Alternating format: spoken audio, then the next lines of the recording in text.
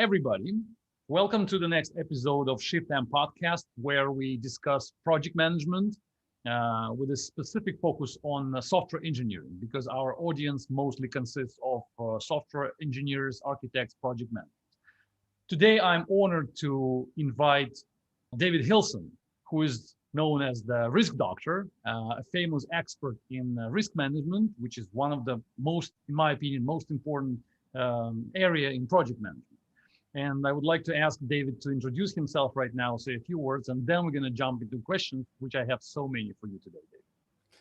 Well, Diego, thank you very much for inviting me to be part of this podcast. It's a real honor and privilege to be able to share with your many supporters and followers about what I believe is the most important subject of risk management. I personally believe it's the most important thing that we can do in our business, in our projects, and in our personal lives. And I hope my enthusiasm for risk management will communicate to you and to our listeners during this hour. I'm known as the risk doctor, which is a great name because lots of people have heard of the risk doctor, but they don't know that it's me. So I've been involved in risk management for about 35 years. I started in 1985 when I was very much younger. And I'm still involved in risk management because for two reasons. One is that it works. It really helps us to make more successful projects and businesses, to stop worrying so much, to sleep better, to be more successful. But also I'm involved in risk management because it's constantly changing and developing. And I've had the privilege to be something of a thought leader in risk management for the last little while, just in developing new ideas and spreading them so that people can use them to be more effective in managing risk in their projects, programs, and businesses. So for me as a thought leader, that's one interesting and important thing. But the other really important thing is that I'm a practitioner. So the ideas have to work in practice. And it's that combination of new ideas and practical implementation that really excites me about risk management. Excellent. I actually spent a lot of time after I met you on the PMI podcast. Then I spent, I have to say, a few hours for sure listening to your videos on YouTube. And I was very surprised by how much I think we understand project management, risk management in the same way. But I would like to start with a story, like a funny story. A few weeks ago, I posted a question on Twitter where my followers are mostly engineers, programmers, maybe project managers. The question was with a few options. The question was, do you guys have risk lists in your project? And the answers were grouped in three groups, in three categories. The first answer, yes, we do have the risk list. The second one is, no, we don't have the risk list. And the third option was, what is a risk list? So how do you think where was more than 50% of answers? And there were a few hundred people answering that question. So it was more than 50% who were saying, what is risk? Yeah, they're right. Yeah, you're right. Absolutely. So I'm completely shocked. So why do you think it's happening? Can you analyze the situation? Well, I guess it depends on who you were asking and who was answering your questions, I guess. But to me, risk is a natural part of life. It's something that is part of our ordinary everyday conversation and thinking, particularly at the moment with the pandemic and with vaccines and with infection and do we wear a mask or do we go out? We're all thinking about risk exposure all the time. And why would you ever not think about that in relation to your projects and programs or your software? I can't understand how people would not think about risk. So maybe it's a question of education. Maybe it's a question of process, that the organizations believe that they're agile and fast moving and they don't have time to think about risk. Maybe it's a bravado, we're professionals and we're engineers and so, we don't have any risk. I think there are lots of different reasons, but all of them I think are wrong. There's no doubt that life is risky and our projects are risky and we ought to address it professionally. Maybe they're just scared of identifying risks, because I've met these situations a few times in my professional life when I was working with software teams. Sometimes when you try to identify the risks, that you show this list to your team or to your managers, then they kind of get negative about that and they ask you to hide this list and not think too much about that. Maybe that's something that's wrong. Sure. It's I guess some people think it makes you look weak. It makes you look unprofessional. It means you don't know what you're doing because we're professional, we shouldn't have risks. And if you have a risk, then clearly you don't know what you're doing. I think that's completely wrong, because if you identify a risk, you can manage it. If you don't identify it, then you can't manage it. And then you're going to be hit by something which is a surprise or a shock, something which you could have seen and which you could have dealt with, but you didn't deal with. And then I would be afraid of my boss's or my client's reaction at that point. If they discovered that there was something that I could have known, that I should have known, that I could have dealt with and I didn't deal with, then I think they have a right to be angry with me. But nobody has a right, or it's not the right response to say, you've identified risks, that's a bad thing. If you see it, you can deal with it. And talking about it, I think, is the best way to get something on the table so that we can agree what necessary actions there are. Maybe people are scared of being punished somehow for saying bad things about the future. But on the other hand, do you think we need to, in a team, do we need to somehow punish project managers who don't identify risks?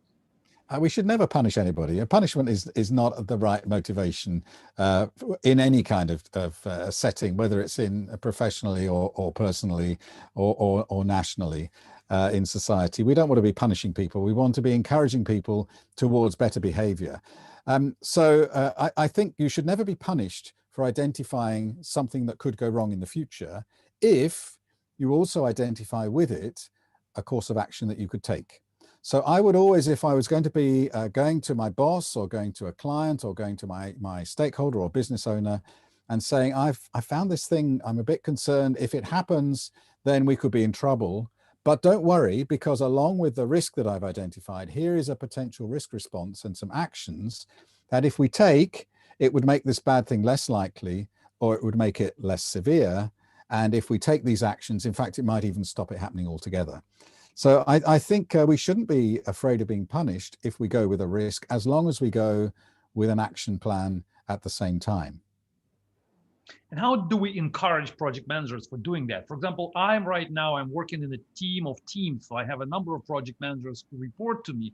And how do I encourage them to do this risk management, risk identification? Because some of them are not doing that, and that's just that. Yes, exactly. I think there's lots of things we can do as leaders, as managers. One is to model it. We need to be doing it ourselves. So at our own level of responsibility in the project or in the business, we should be ourselves identifying risks and communicating about them and responding to them and monitoring them and then reporting our success at the end. So there's that kind of role modeling. I think we need to mandate it. It needs to be part of our procedure and process. It just needs to be normal to identify risks. So of course you're going to identify risks. You're a professional engineer or a professional project manager or project leader. It's just part of what we do. So it's just normal. And then I would also pull it. I would also ask for it. So when you report to me about your progress, don't just tell me what you've done. Tell me, when we look to the future, what can you see that might affect our progress? And what are you going to do about it in future? So I would expect to see it as part of our process, as part of our expectation of a professional engineer or project person, and also to be role modeled by myself as the leader. And amongst those sorts of things, I would also celebrate success. If we identify, a big risk and then we deal with it, well, let's, give somebody a pat on the back, or we'll take them out for a drink, or we'll do something to celebrate their success in managing risk. We're not going to be punishing people for doing it wrong. We're going to be encouraging people for doing it right. And then more people are going to want to be on that train, on that bandwagon that says, it's a good thing. I see that the team leader is thanking people for identifying risks, because a risk identified is a problem avoided. If you don't identify the risk, the danger is that you end up with a problem later down the track that you could have done something about, and that's much worse. Or a missed opportunity. I've heard your video about positive risks, or you're calling them upside risks. Yeah, that's right. So some people think that risks are something completely negative, and when I tell them sometimes that risk is just a line in the spreadsheet, it's not something that you should avoid. It's just a line with a different, like you explained in your video, it's just with a different number in the impact column, and then they become opportunities. that kind of surprises most of the people who I talk to. Yeah, I'm so glad you've mentioned that. I think that's really, really important. And that's another part of the motivation to identify risks. If we understand that there are two flavors of risk, two types of risk, there are bad risks and good risks. There are downside risks and upside risks. There are threats and there are opportunities. And this comes from the very nature of risk, the definition of risk that we have. So my simple definition of risk is just 3 words. I say that risk is uncertainty that matters. Other definitions, if you look in the ISO standard, ISO 31000, risk is the effect of uncertainty on objectives. And objectives are the things that matter. So it's the same thing. If you look at the PMI, the Project Management Institute, a risk is an uncertain event or condition that, if it occurs, has an effect on achievement of project objectives. But there are also in those shorter definitions, if you say risk is uncertainty that matters, that doesn't necessarily mean it's a bad thing. An uncertainty that could harm us, that could waste time and cost extra money and damage performance and reputation, that's an uncertainty that matters, because if it happens, it's bad and we need to do something about it. But what about an uncertainty that, if it were to happen, it would save time and it would save money and would help us to improve performance or deliver more benefits or enhance our reputation? That is also an uncertainty that matters, that we need to know about and identify and try and manage. And so the idea of uncertainty that matters includes bad things and good things. And so does the idea of effective uncertainty on objectives, as the ISO standard says. What kind of effect? Well, a bad effect, but also what about a good effect? And so for the PMI definition, it adds those 3 words in. It says it's an uncertain event or condition that, if it occurs, has a positive or negative effect on achievement of objectives. So I think that changes the whole discussion, the whole debate, the whole thinking about risk. If you recognize that there are good risks that can save time, save money, enhance performance, as well as bad risks that could waste time, waste money, and damage performance. And now, when we're identifying in our risk list, we have a list of bad things that might happen that we're going to try and make smaller or stop. But we're also going to have a list of good things that might happen that we're going to try and enhance or capture and make sure that we get the benefits that they're offering us. And then we go to the boss and we say, here's my risk list. Actually, there's 2 parts to it. There's some bad things on my risk list, but don't worry, because this is what we're going to do to stop them or make them smaller. But also, Mr. Boss, here are some things on my risk list which are good, which could help us to work faster, work smarter, work cheaper. And here are my actions to capture them and make sure that we get the benefits. And then that risk list is welcomed, because it's a list of avoidable problems, but also benefits that we could capture, plus the actions to stop the bad things and get the good things. And I think that way, then it takes the fear and the negativity, the worry, out of bringing risks to the boss, because we're also bringing potentially good things at the same time. Oh, that's a very interesting idea. So you're suggesting that, yeah, you just said it. So we show them both sides, and then they understand that we are not just being afraid of something, and we show them the negative. Yeah, we're showing them the both sides. And actually, that leads me to the next question I was wanted to ask you. Do you think that this risk management is suitable for any manager and any team, or maybe we should suggest people to do this stuff only when they deal with managers more or less mature in their project management skill? No, I think risk management is a basic skill. It's the most basic of all the things we can do as human beings, but also as engineers or professionals or managers or business executives. The most important thing you have to do is survive, right? So you get up, you don't poison yourself. You don't go and cut yourself when you're shaving and you bleed to death. You don't cross the road with your eyes closed and you get knocked over. Of course, you're managing risk all the time. It's a basic life skill, and nobody would survive if they couldn't manage their risks. And so I think when we come to our professional environment, in our projects and in our businesses, then the risks are there as well. And it will be stupid of us to go through our projects with our eyes closed and just trying to make the best of it. Of course, we have to have our eyes wide open to see what's in front of us, but also what's coming down the track that could affect us. And I think that applies to small projects, to agile projects, to big mega projects, to complex projects. It applies to small and medium-sized enterprises, to micro businesses, to charities. It applies to sports clubs, to community organizations. It applies to government departments and to nations and to societies. right from the very, very smallest of me and my family up to my nation and the community of nations. We all need to understand the risks that we face and do something about them. So I think it applies to every level of the human society. You know, you mentioned Agile just now, and I have to say that in the Agile manifesto, which so many people quote these days, especially software engineers, there is not a single word risk in the manifesto. So the manifesto is written without any mentioning about risk management. And that kind of leads to conclusions which people make, the software engineers and managers, that risk management is something which is coming from PMI, like an old school management, waterfall, whatever. And we are now doing Agile, so we don't need this stuff anymore. We don't need this risk list, and we don't need this risk analysis, quantitative, qualitative, doesn't matter. It's just all from the past. Yes, I mentioned it deliberately. I was being provocative. I thought you might pick up on that. So is it true that Agile projects don't have risk? Is that your experience? No, definitely not. No, they have of course risks. they do. Of course they have risks. But I think that risk management has a specific role within Agile. And it's true that the first version of the manifesto didn't mention risk explicitly. But a lot of the things that you have to do in an Agile project are risk-based decisions. So for example, when you're putting together the functionality in your first sprint or your first tranche of work, your first element, what we want to do is, in order to de-risk the whole project, we put the most risky elements of functionality in the early tranches, in the early cycles, right? In the early sprint. How do you know which are the most risky elements?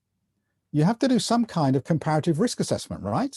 So you go through your functions and you say, this one's easy, this one's a bit tricky, this one's really difficult.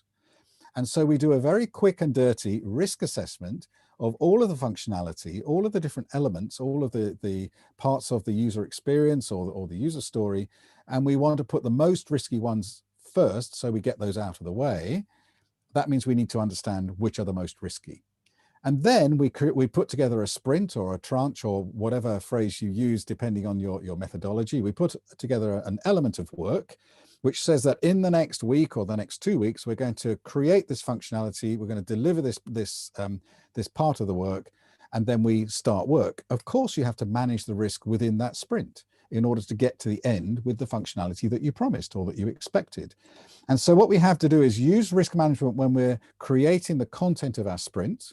And then we have to use risk management when we're running the sprint in order to get to the end. Now, the question is, how do you do risk management in a 5-day sprint or in a 10-day sprint when we've got to have brainstorms and workshops and risk lists and risk reports and maybe do some simulation? That we can't fit all of that in to an Agile project where a sprint is only 5 days long, right? So we have to do risk management in an Agile way as well. And for me, that's perfectly possible, because I reduce risk management to asking and answering 6 simple questions. And you can ask and answer these questions at lots of different levels of detail. In an Agile project, you answer the 6 questions really fast. In a mega project, you take a lot of time and a lot of thought and energy in answering each of the questions. So I think in an Agile project, at the beginning of the sprint, you ask yourself these 6 questions. What am I trying to do? What might affect me? Which are the most important ones? What shall I do about it? When I've done that, did it work? And what's next? And then you go back to the beginning. And you can answer those 6 questions in 20 minutes, in 30 minutes, in your initial setup meeting, your stand-up meeting at the beginning of the sprint. You can just say, okay, guys, what have we got to do in this sprint? That's objective setting. What might affect us? Well, that's risk identification. Which are the big ones? That's prioritizing or assessing the risks. What could we do? Response planning. We do it and did it work? Risk review. And then what's changed? Updates. Or if you're building a base station on the moon, or you're going to Mars, or you're building a big new power plant in a city, then when you say, what are we trying to do?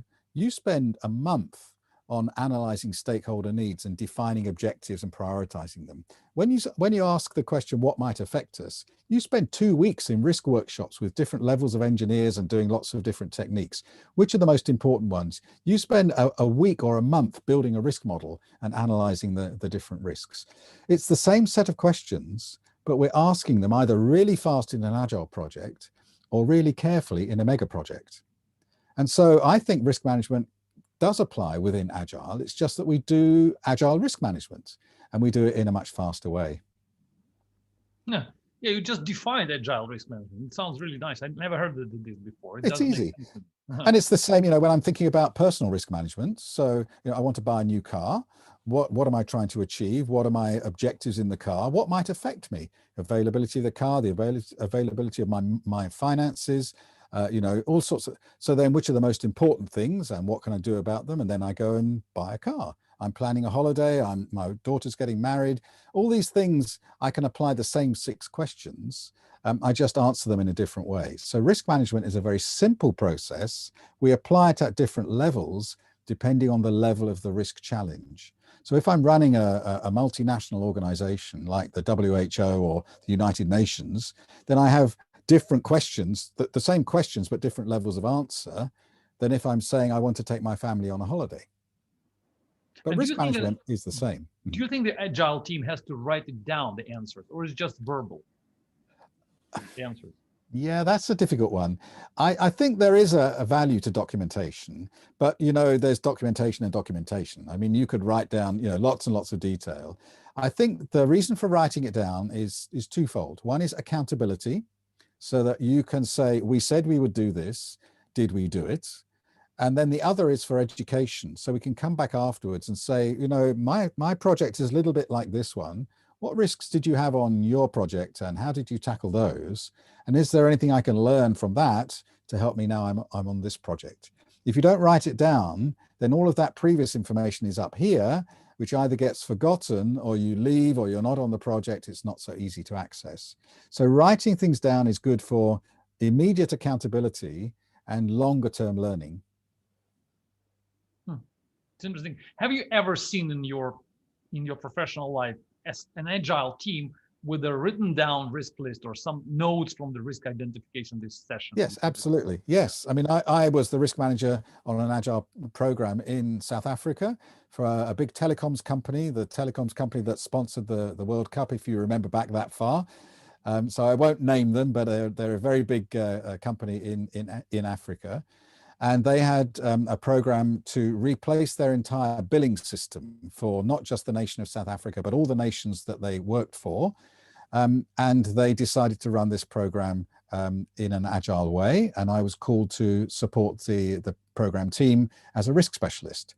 And so we implemented Agile risk management within the Agile program. And yes, we did write things down and we had risk reviews, but they were stand-up risk reviews and they happened very quickly with the whole project team understanding what the issues were, deciding what had to be done, going off to do it. 3 days later, we come back, we have another meeting. Did you do it? Did it work? What do we need to do now? And there were minutes of the meeting, but it was all done in a very, very fast and agile way. And the project was a great success. It's very interesting to hear this title, risk specialist. This is again first time from you. Can you tell us a little bit more what exactly this person does, this role does in the project? I understand that we have a project manager, and in my understanding that this is the role who is responsible for all the risk identification and all risk process. But now you're saying that you were invited specifically to be a risk specialist, not a project manager. Did I get it right? That's right. I did say that. It was a big program, and to replace the entire billing system, multinational across the whole of Southern Africa for this particular telecoms company. And so there was a fairly well-developed project office and a program manager and several project managers with different specialist roles, you know, planning and reporting and configuration control and earned value and finance and risk. So that was the case for that project. Of course, it's true that the project manager is responsible for managing the project, but that doesn't mean that the project manager does everything themselves. So they have technical specialists, and then they might have administration specialists, they might have contract or finance specialists, and they might have a risk specialist. Now, the purpose of the risk specialist is to facilitate the risk process, to help the project manager to understand and manage the risks, their risks on their project. I have a little video you might see on the YouTube channel. It's called Kill the Risk Manager. And the idea of kill the risk manager is not to go murdering people in your project team, but the idea is to say the term risk manager is really unhelpful because it makes you think that the risk manager manages risk.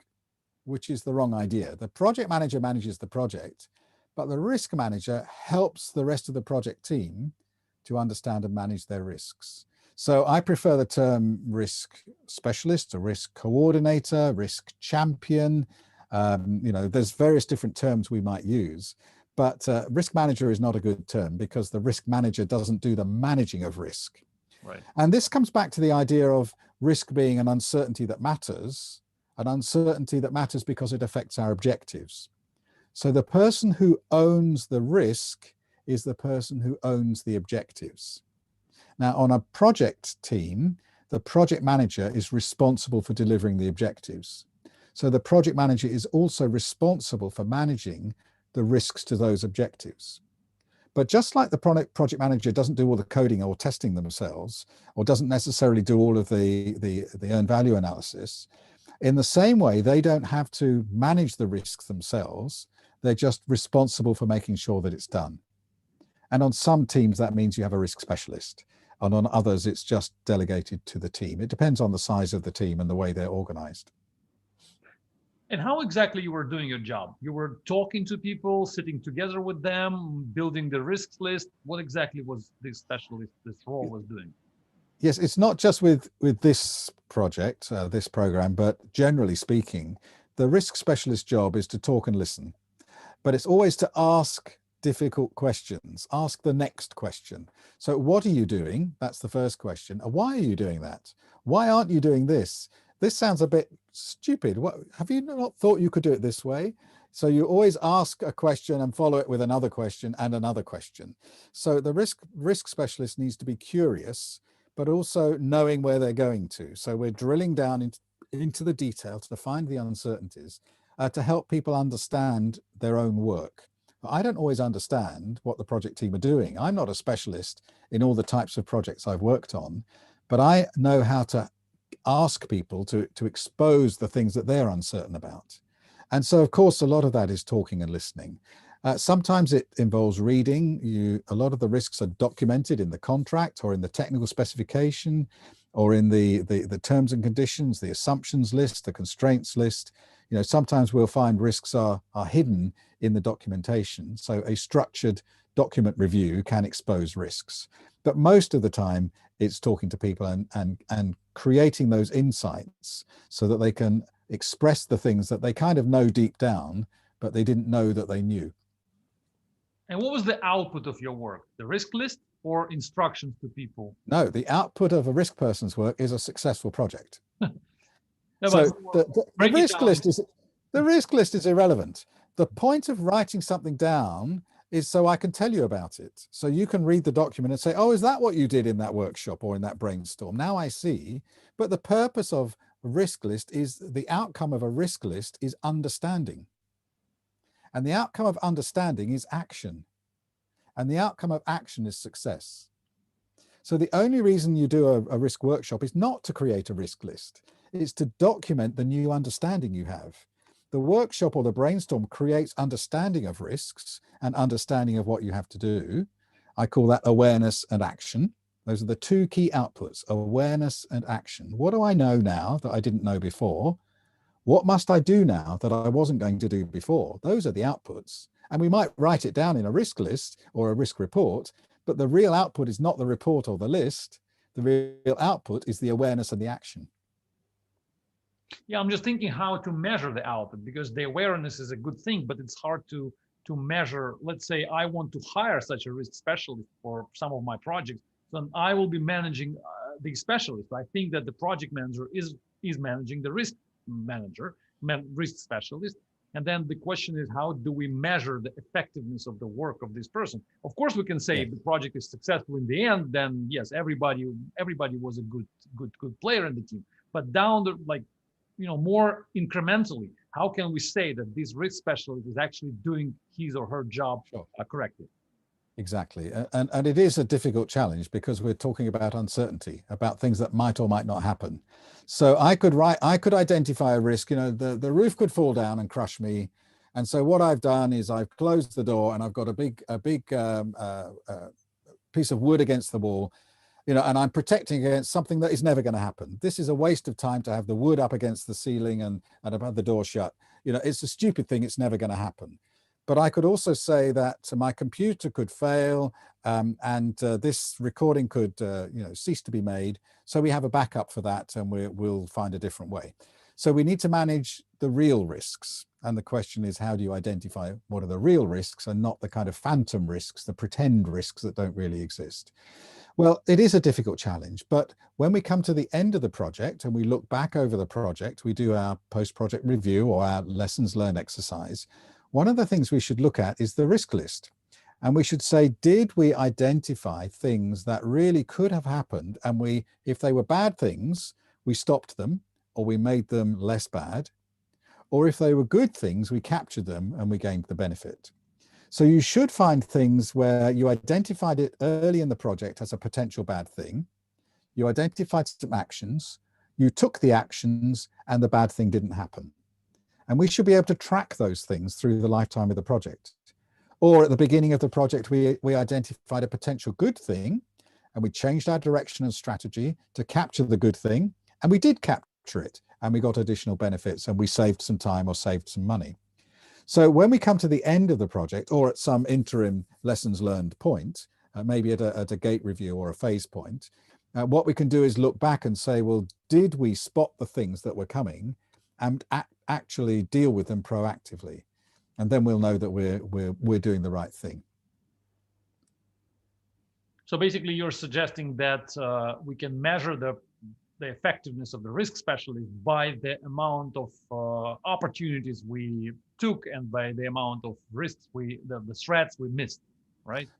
That's what I would say, yes. So you identify a certain number of threats at the beginning, and you can track how those are reduced with time, and you can identify a number of opportunities at the beginning and track how those are captured with time. And that can be quantified in terms of dollars or rubles or euros or pounds.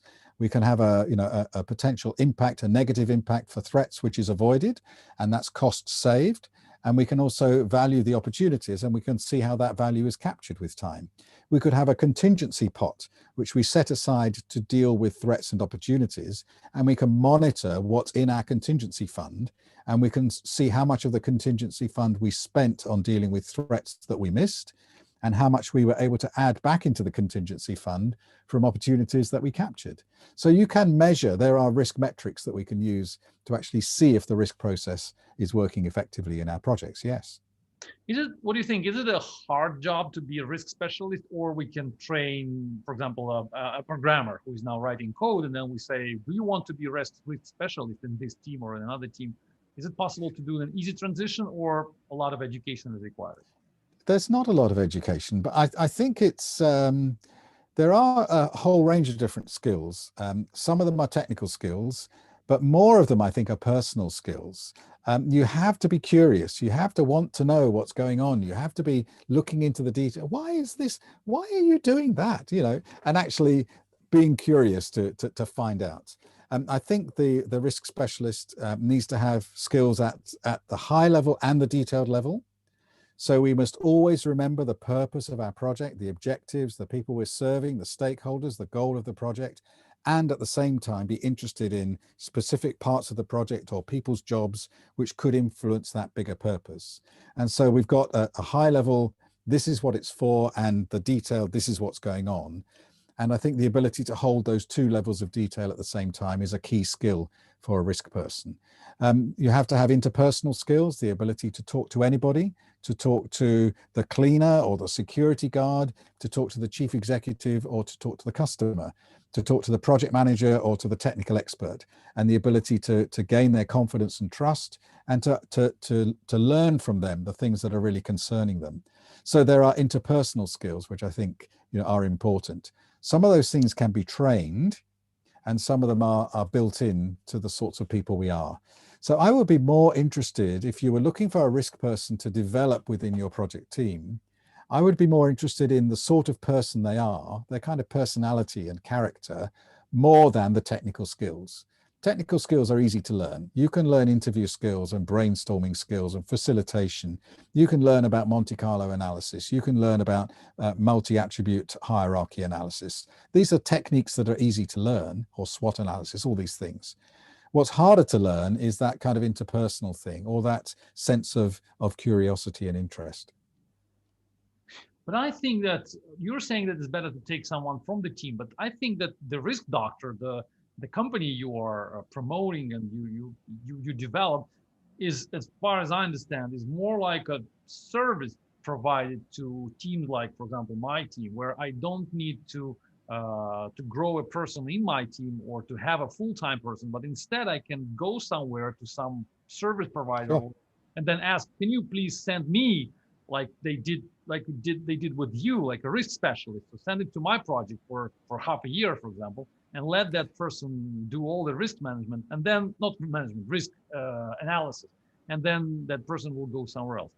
So maybe, Yes, and then they go, and then you have no skills in your company, and then for your next yeah, project you have to hire somebody else, and that yeah. costs more money, and then you lose them, and then you bring another person. Yes, of course you could do that, and obviously that's my business, and that's what the Risk Doctor Partnership does. We are a risk consultancy. So some organizations build their own capability, their own capacity of risk management skills within project teams and within the organization. Some organizations will have a part of the project office, that part of the project office service to the projects is to provide risk facilitators or risk specialists. And for other projects, it's the right answer to bring somebody in from outside. So there's a range of different ways of meeting the need. And I wouldn't say that one is always the right thing to do. It does depend. So we tend to come in for projects that are big, that are complex, that are novel, that are innovative, where you need to learn from other industries. So for example, I was working in the with NASA on the mission to Mars, sending space astronauts off to Mars. And we had a particular technical problem in how to build a base station on the moon. And they asked me to come and unlock this technical problem that they had in building a base station on the moon. Now, I don't know anything about building a base station on the moon, but I do know how to ask the right sort of questions so they can answer their own questions, they answer their own problem. And what I brought was a technique from pharmaceutical research and development, and actually how you develop new vaccines. And something I had developed for a pharmaceutical company in Belgium, which they were working on a particular problem with dengue fever, I think it was, and developed a risk technique which helped them to solve their technical problem with a dengue fever vaccine, whatever that is. And I took that to NASA in Virginia, in America. I said, try this technique on this base station problem. And it worked. It unlocked the whole thinking. It helped them to solve this particular problem using a technique that had been developed in the pharmaceutical sector. Now, somebody, if they'd brought a NASA risk specialist, they would have been engineers, they would have been space specialists, they would have been, in this world. But what we could bring as external consultants is a view of multiple worlds. I've worked in nearly 60 countries on every continent except the Antarctic. I've worked in 20 different industry sectors. And so I have a range of experience that I can bring, but it's a little bit expensive. If you develop your own person, effectively they're free, but they're limited to knowing what what's within your company. So it's in England, we have a phrase, horses for courses. You pick the solution depending on the challenge. That's true. I think that if the person stays within one team, within one project office, then the person will be a little bit biased on the risk they identified before. Exactly. Yeah. That person will only know a few specific risk categories, and it will be very hard for that person to look aside from this, like you said, the box narrow view. Yeah, so it's good to move people around, even if they're within the company. And that's why having the risk function within your project office is often helpful, because then they can look across a program of projects, a variety of different projects, and take the learning from one project to another to another. So, there is value in the in-house risk specialist, but there's also value sometimes in bringing in someone from outside.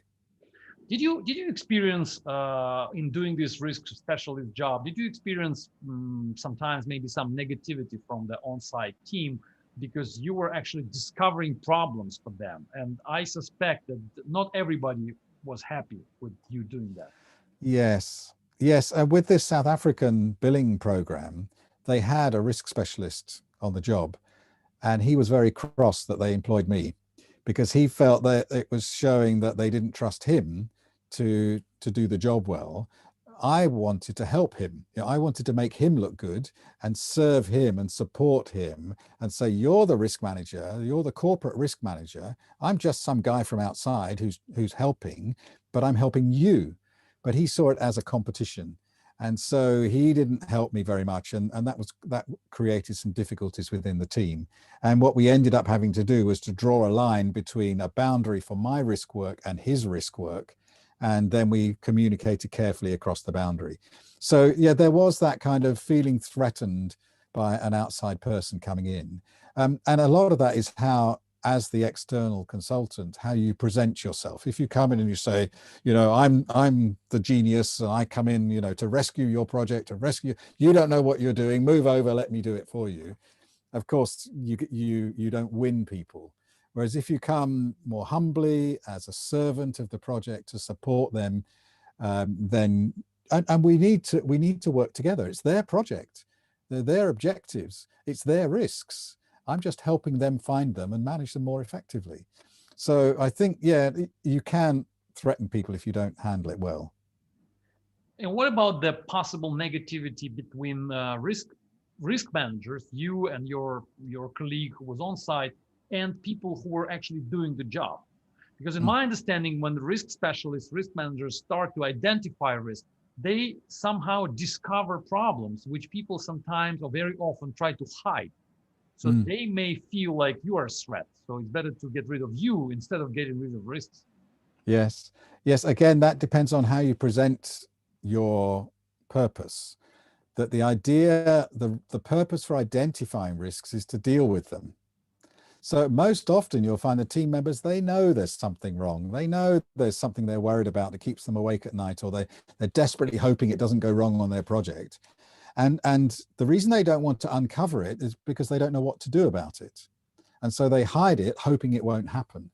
And what we want to do as risk specialists is come in and say, look, let's uncover it so that we can look at it, so we can see it and then deal with it. So analysis has to turn into action. And if all we're doing is exposing potential problems and saying, oh, that's nasty, oh, I hope that doesn't happen, and then we go, well, good luck with that, that doesn't help anybody. Whereas if we expose a potential problem and say, oh yeah, I've seen one of these before, why don't we try this, this, and this? And then that will protect you. That will make sure either it will never happen or it won't be so bad. And we give them practical ideas, and then they're grateful to you for giving them an action plan that will make their life easier, that will stop them worrying about these things because we've exposed them and dealt with them. So I think if you come with that attitude of trying to help people make their lives easier, to help them get to their goals in the best possible way, then eventually they will welcome you. There's always some suspicion, you're right. But the other thing is, if we remember to include opportunities and upside risks, and we say, as part of this process, if you work with me, we're going to find things that will help you work faster, smarter, cheaper. Would you like that? Of course I would. I want to save time. I want to save money. Please make my life easier. Okay, you engage with this risk process. We might find some problems where we have to kind of do this, but we might find some really good things, some nuggets of gold, which will help us to get to the goal more easily. And then, people engage on that basis. I like the word eventually you said here. So initially, I think there is definitely a resentment from the team coming to these people trying to identify risk. I'm just thinking about my teams and how can I apply your advice to my practical work. And it seems that I should be prepared for initial resentment. This is the right word, which will be coming from the team, right?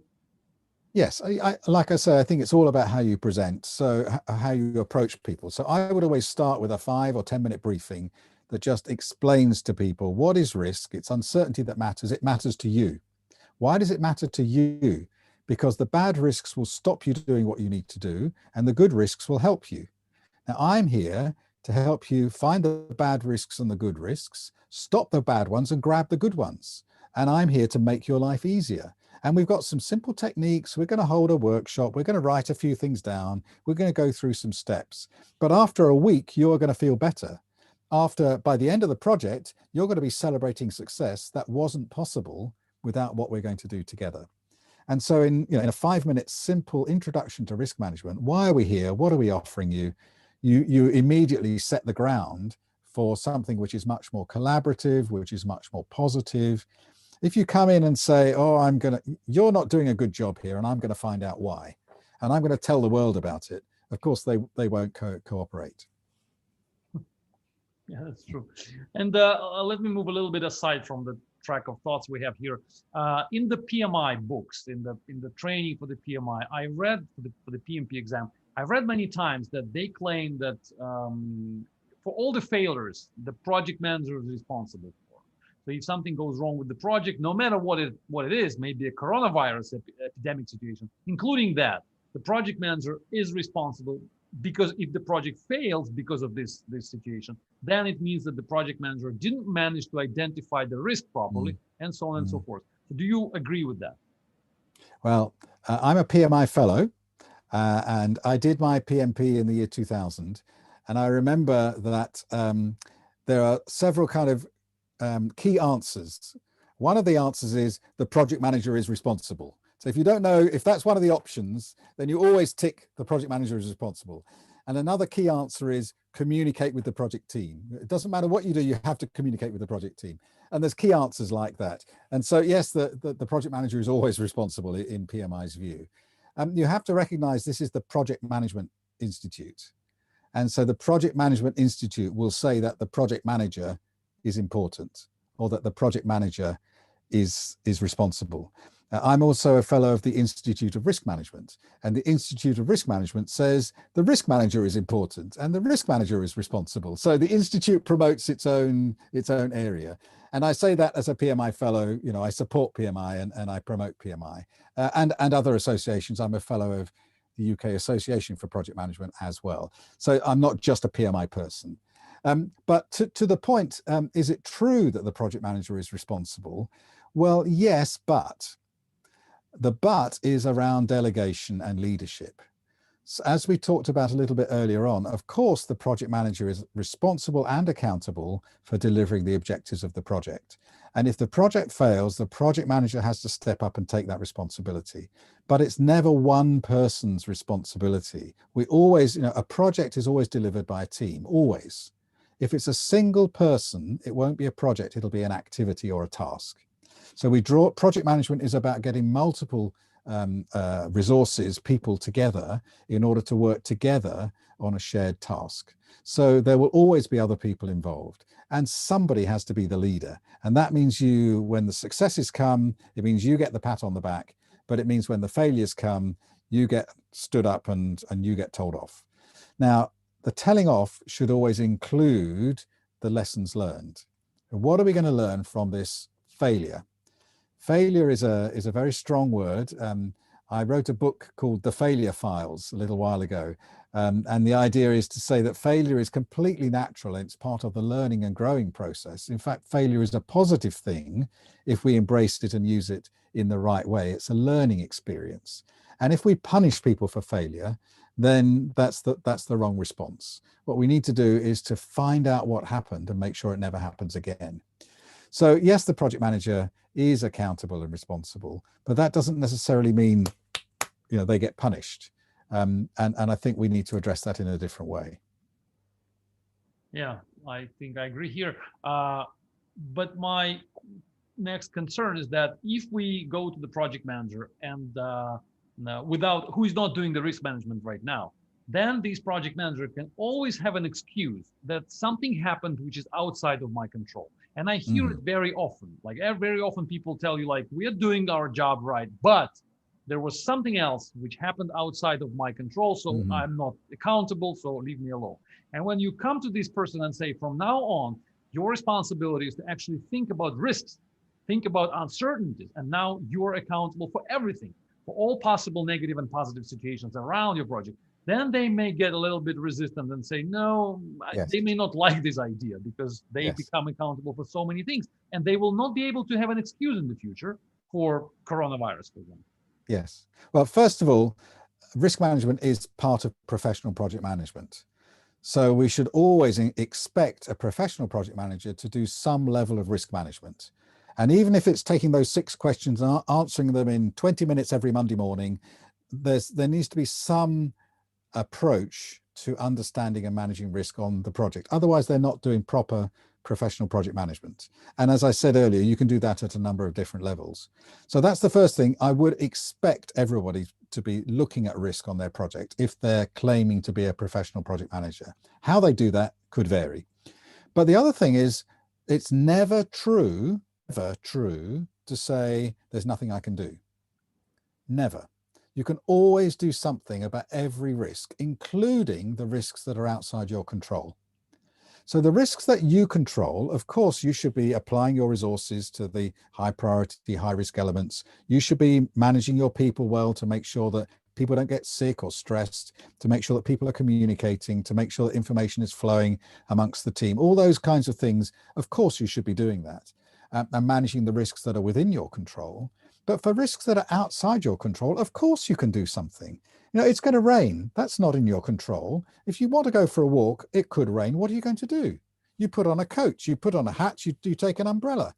You're doing something to respond to an uncertainty that is outside your control. What you're doing is protecting yourself. There's a saying, you know, there's no such thing as bad weather, only inappropriate clothing. So for you in Moscow, it's really, really cold. You don't go outside in shorts and a t-shirt. You go outside in the fur hat and the big thick coat and the gloves.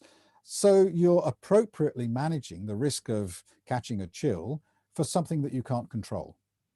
So the same is true for project management. There are things that are outside our control, but if we see them, we can protect ourselves, we can prepare ourselves. So a supplier may change their price, or a key component may not be available, or a competitor may enter the market with a different strategy, or somebody may go sick on my project. All these things are outside of my control, but I can be prepared for them in advance. I can have contingency plans. I can have backup plans. I can have alternative options so that if the thing happens, this is what I'm going to do. If it rains, I have my umbrella. I put the umbrella up. If I think it might snow, I already wear the hat and the gloves. So we're doing things in advance to protect ourselves from the things that are outside of our control. So it is never true to say there was nothing I could do. You always have a contingency plan. You always have a contingency budget. You always have backup options. And if you don't, then you're not being a professional project manager, in my opinion. That's a bit strong, isn't it? I bet you're glad I'm not your boss. Well, actually, it's not really strong for me. I'm totally support this. I'm just thinking how we can apply these ideas to situations, to teams, which are not doing this at all. Remember my first question, how we started, the real story. The majority of people in the industry, we're talking about small and mid-sized projects, not NASA projects, but Sure. People don't really know what is risk list. So nobody tells them what is risk management. They're just sitting right now in front of YouTube, watching all this and thinking, well, we go tomorrow to the office. So what should I do? How do I start? And I'm thinking that in most cases, they will fail initially. So they will definitely have problems in the beginning when they started. And one of the problems which I would like to address right now, potentially for these new people, is that they may start doing this risk management. They may start bothering people with the questions. Let's call it, you know, what's going to happen. They will approach people who they never asked these questions before. So it's going to be a surprise for programmers sitting and doing something. And then they show up and say, you know what, I was listening to the podcast yesterday. So now we're going to do risk management. So tell me about the risk. They may tell them something, but they will expect some return to like some benefit from that. So, okay, I tell you about this risk. It's funny. It's interesting. And then what happens next? So how do we return something back to the team so the team know what was that about and what's the value for the team? Yeah. Well, and this is where, and I think I mentioned this earlier, turning analysis into action. So what I would say if I was the project manager is if you tell me of something that you are worried about, which could affect the success of the project, I promise you that we will do something about it. If you tell me about something you're excited about that could help us deliver the project better, I promise you we will do something about it. Now, doing something doesn't mean I give you $1 million and I give you a promotion and, you know, it becomes the most important thing. Doing something might mean we just will think about that and be prepared. Or it might mean there's a whole range of different actions that are possible. But I think if we're asking people to expose their concerns to us, their worries, there has to be something for them. The point of this is to make their life easier. The point of this is so they'll have fewer problems, so they'll have more benefits, so they will get to the project at the end with less trouble and with, you know, with more success. And so that's what the promise is. That's what risk management offers. And if we're going as project leaders or project managers trying to engage our team and saying, you know, we haven't done this before, what I want you to do is to tell me about the threats and opportunities, the uncertainties that you're grappling with, the bad ones that worry you and the good ones that make you a little bit interested and excited. There has to be a something that follows. And the something that follows, if you tell me, I promise that together we'll do something about it, which means we'll stop bad things happening and we'll make good things happen. And at the end of the day, our project will be more successful. And without that promise, then I think you're right. We're asking people to give away knowledge and information to expose their concerns and their worries with nothing in return. And then why would they? Yeah, and maybe we should be careful with the promises, because if we approach them with a strong promise that now you tell me all the worries you have and all the concerns, and then I promise you that something will be done, then maybe in the next few weeks we cut back to them and they say, so did you do something with this and that? Nothing. Not because we didn't try, but because, you know, situation, we need time and so on and so forth. So the team may get frustrated, may get... Yes, so we have to work together with the team when we say something will be done. So the risk process has objective setting, identification, assessment, and then response planning. And in response planning, you know, we're going to do something, we should involve the team together. So you told me about this potential problem. You obviously understand it. What do you think we should do? Oh, well, I think what we should do is delay this activity until this one's happened. Or I think we need to get some help from outside the project with this specialist skill. Or I think whatever they think, we need to develop together, because ownership is really important. That idea, not risk ownership, but just kind of identifying with the problem and with the solution. And if you engage people in developing the solution together, then they'll be more inclined to own what's going on and to see it as part of their project rather than something that's imposed from outside. So you tell me what your worry is, your concern, then together within the team, we'll work together to agree an action plan that's appropriate, that's affordable, that's actionable, that we can do something about, and then we'll do it. And do you think the risk list should be published and available for all members of the team? Yes, I do. I think if it's our project, we need to know what we're up against. Information is power. And to know what the risks are and the associated actions. The top risks, they should be prioritized, the ones that are most likely and have the biggest impact that we're really concerned about. These are the ones we're focused on, and we want everybody to know this is why we're going in this direction. This is why we're prioritizing these particular tasks or this part of the project.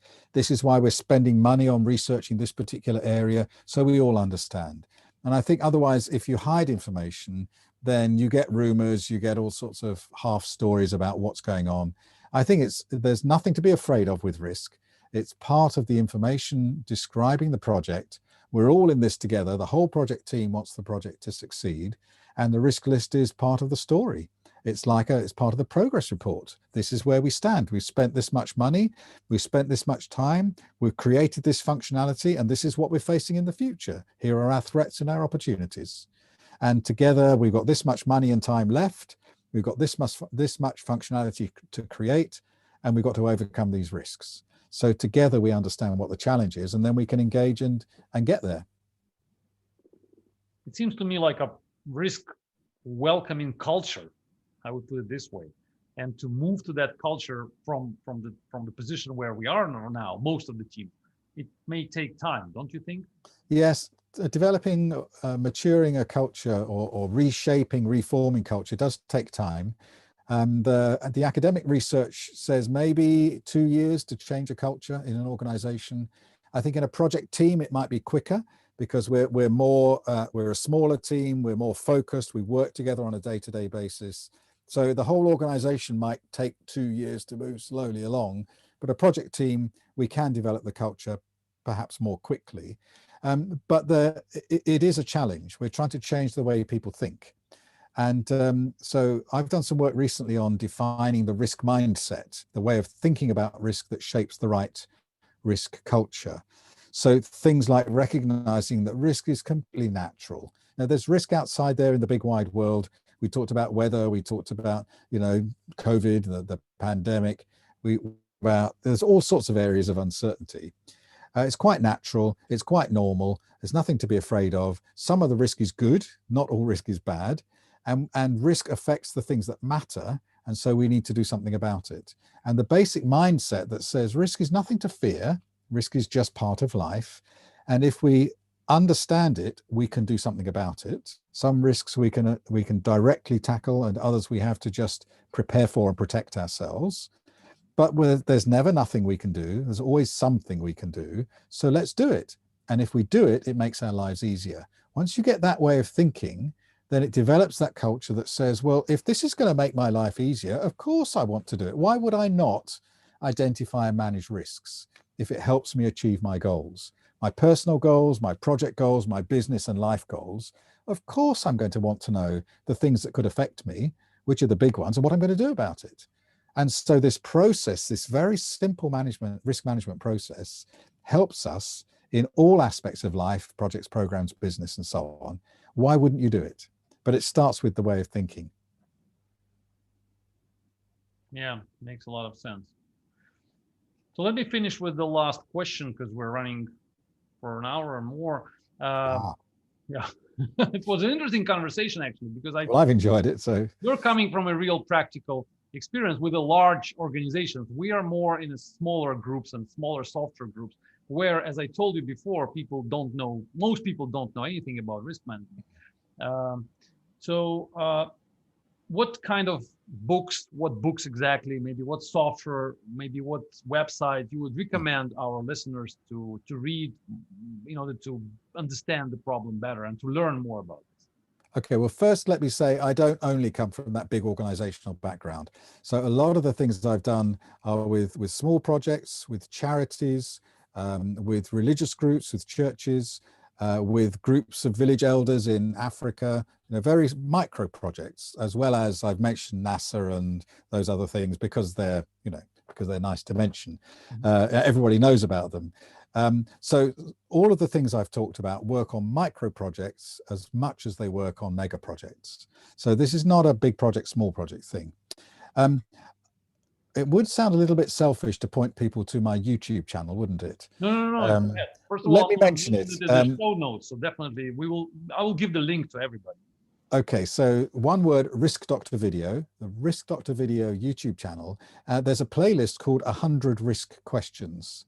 And it's 100 videos. Each one is about 5 minutes, maybe 5 to 7 minutes long.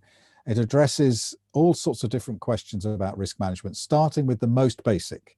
So the first 10 videos are the basics. What is risk? Why does risk management matter? How do you manage risk? The very basic, simple things. And then the next 20 videos are about the process. How do you identify risk? How do you assess them? Is quantitative analysis important? What response options are available? How do you choose a good one? So the first set of questions of videos in the question playlist are really basic. And you can start with those. If you know nothing, start at number 1. If you've got a little bit of detail, start at number 11. If you're an expert, you start at number 70, and then you do the last 20 or 30, which are really interesting about artificial intelligence and about risk and religion and about gender, women and men, and how we think differently about risk. Now, there's some really interesting stuff down the back end of the 100 risk questions, but the basics, the sort of videos 1 to 20, are a good place to start. I would look at what PMI says about risk. I think the PMBOK guide risk chapter has a good summary of a risk process and some good tools and techniques. But I think there's, in terms of books, again, I've written 12 books. Some of them are very simple, some are more complex. But I think nowadays I would start with a video. And the YouTube channel that I have has lots of great stuff, and that would be a good place to start. The last question, do you recommend people to get the PMP certificate? The PMP certificate? Yeah. Well, who are people? I don't recommend my wife to get it, or the postman. But if you're a professional project manager, how does anybody know that you're any good?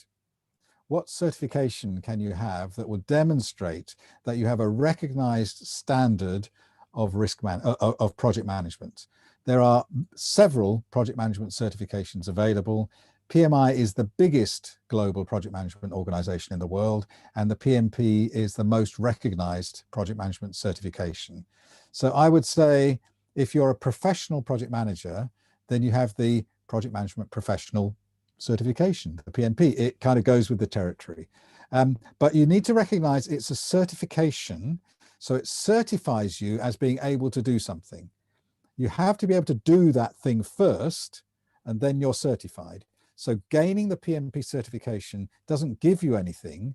It just tells people what you've already got. And so if you've got it, if you are a professional, then get the badge and tell other people. I would recommend it. All right. Thank you very much. That's a really nice recommendation. Thanks for attending the Shift M podcast. It was really interesting and important for us. And I hope maybe I will see you sometime later again. Thanks. Let's do this again. I've enjoyed it. Thanks very much, Igor. Appreciate that. Bye-bye.